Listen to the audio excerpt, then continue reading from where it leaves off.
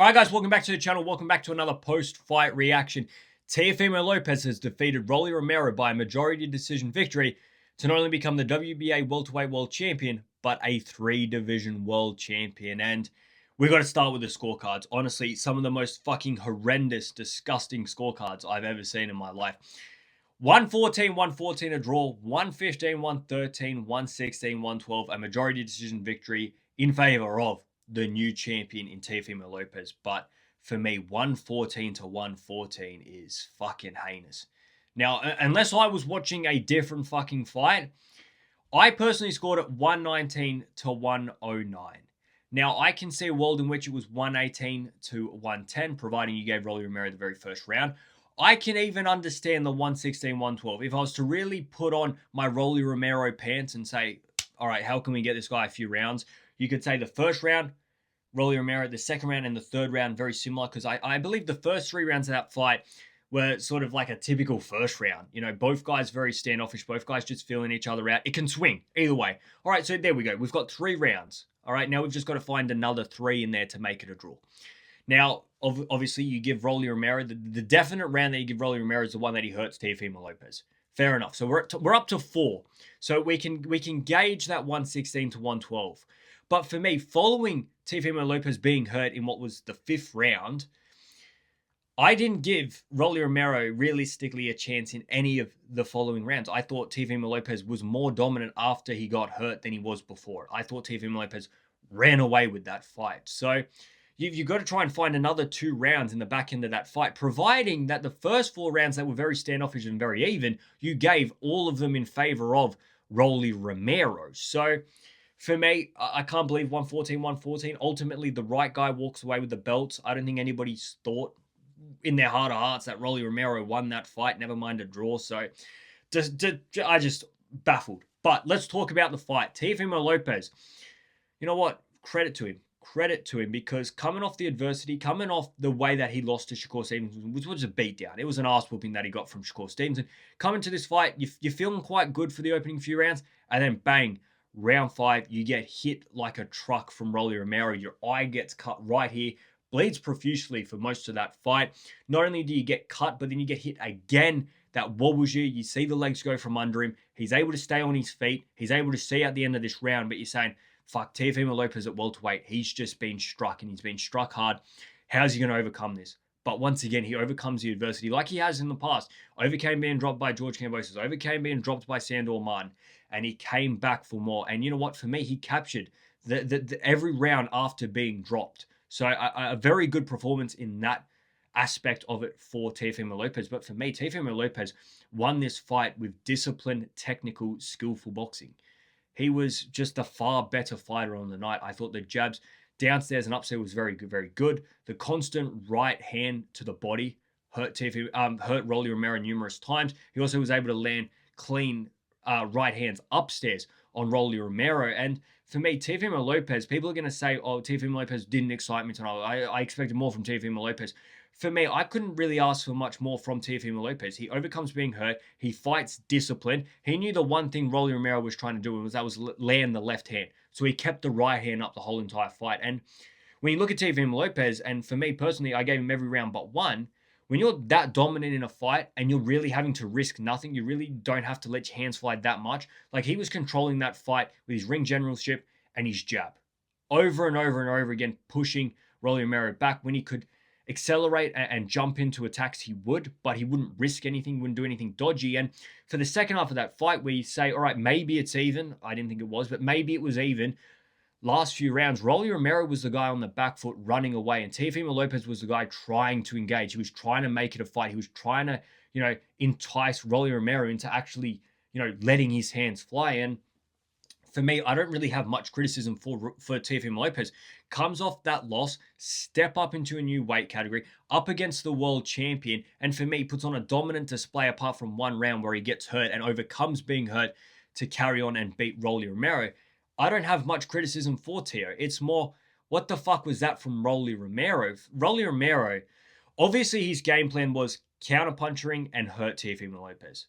Fair enough. That's your game plan. That's your game plan. But in the fifth round, when you get that opportunity, when you land that counter, when you hurt Teofimo Lopez, and then you let Teofimo Lopez ease back into the fight, get his feet back from under him, win the next few rounds, and realistically, your opportunity that you waited for had come and gone before you known it. I don't understand what was going on for Roly Romero. And it was a weird night for Roly because for me, he's such a powerful fighter. He's such a physical fighter. He's got athleticism. He should have been in the face more times.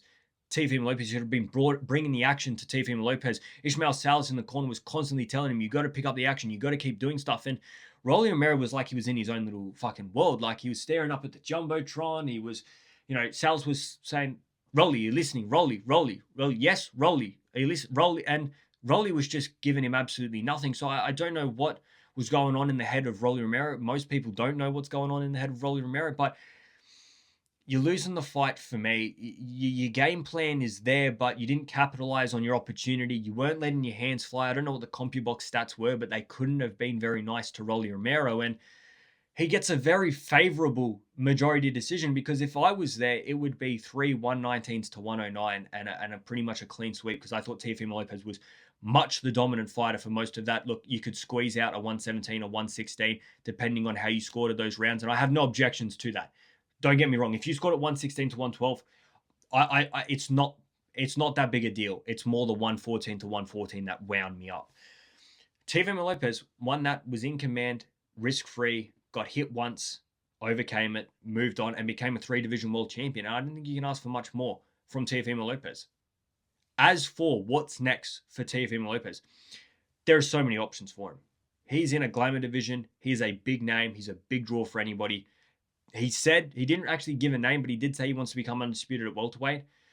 I mean, we're looking at Keyshawn Davis. We're looking at Devin Haney. We're looking at Ryan Garcia versus Conor Benwinner. We're looking at Liam Paro. There are so many great fights to be had in this division. And for me, any one of them, I'll be there watching because I think they're all phenomenal fights. He's in such a luxurious position where he's filled around, like he's in a division where everybody around him is so high quality. They bring eyes, they bring attention to the sport, and he's a world champion in that division. Unifications, a hunt for undisputed, big fights to come for Teofimo Lopez, and I'm impressed with him. I am. Like I said, to step up after being battered by Shakur Stevenson, overcome the adversity today, command the field, very good technical boxing. All right. And at some points in that fight, it looked like the same Teofimo Lopez that we grew to love. He even did one of those launching right hands that he did to Josh Taylor all those years ago to Roly Romero late in that fight. It must have been round 11. Gets caught off balance a little bit after he froze it. It sort of looks like Roly Romero might have landed a left hand, but in actual fact, he just got caught off balance. It was a good performance from Teofimo Lopez. I couldn't be more happy. I'm still a little bit baffled to what we saw from Roly Romero. I think it was very similar to what he did against Ryan Garcia. You remember that Ryan Garcia fight. He lands the left hand early. He drops Ryan Garcia, but then he lets Ryan Garcia win the next 2 rounds, and we end up with quite competitive scorecards, considering most people recognizing that as an awful night for Ryan Garcia.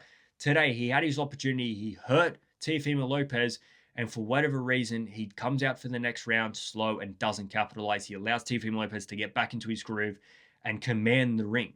Because that's what Teofimo Lopez did all night. He commanded the ring. He was on the front foot. He was using his jab effectively, top and body, using the right hand. I love the right hand to the body as well. But putting all your chips on one move, and that's your left hook, was poor from Roly Romero, and he got found out. And I don't know what he spent all night waiting for, but he's gotten lucky that the scorecards were so favorable to him. The other person I want to talk about quickly is Yoni Hernandez and his victory.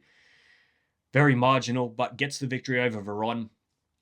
I was talking about Yoni Hernandez up here all the way into this fight. I said, I can't wait for everybody to see this guy on display. He's so good. He's the next for middleweight. To be honest with you, I actually think my stocks in him have gone down a little bit. I was a little bit underwhelmed by the performance. I thought, you saw the size difference between them. Veron was undersized. Francisco Veron is a super welterweighter, and he's in there against a big middleweighter. And if anything, Veron landed the better, cleaner, more hurtful punch in that fight. And he gets a very, very close decision, one that could have swayed his way. And for Hernandez, somebody that I look at as the future in the middleweight division, I think a lot of his holds were found today. I think a lot of his holds were, like, he's got good upper body movement, but his lower body movement's very poor. He's a very powerful fighter. He's very dynamic. He's very agile. But at the same time, he leaps in and opens up a lot of opportunities to be countered and to be caught. So when you look at Yoni Hernandez and you say, all right, if you came up against a Carlos Adames is crafty enough to really find out a lot of those holes. And look, it's another fight where he goes the distance. He's going to grow. He's going to experience. He's only, 11 fights into his pro career. But yeah, for me personally, I was a little bit underwhelmed. I think a lot of people would agree with me. Coming into that fight, they said, Yoni Hernandez is going to win this by knockout. And the fact that it was so competitive, it was so close, and that Hernandez got hurt in that fight, I think caught a lot of people by surprise, especially the fact that Veron was the undersized, smaller fighter in that fight. But the main part of tonight, Teofimo Lopez from the Matrix is back. Teofimo Lopez gets a victory. 3-division world champion now, defeats Roly Romero. Off night for Roly Romero. Hopefully he can come back. I'm a big fan of Roly Romero. I quite like him. I think he's very good for boxing. But I don't know what was going on with him tonight. Good win for Teofimo Lopez. Big fights to come. Massive fights to come. And for me personally, if I was to pick, he's taking on the winner of Garcia versus Ben. That would be the fight. I think it's an unbelievable fight. Guys, like the video, subscribe to the channel. I'm out of here. See ya!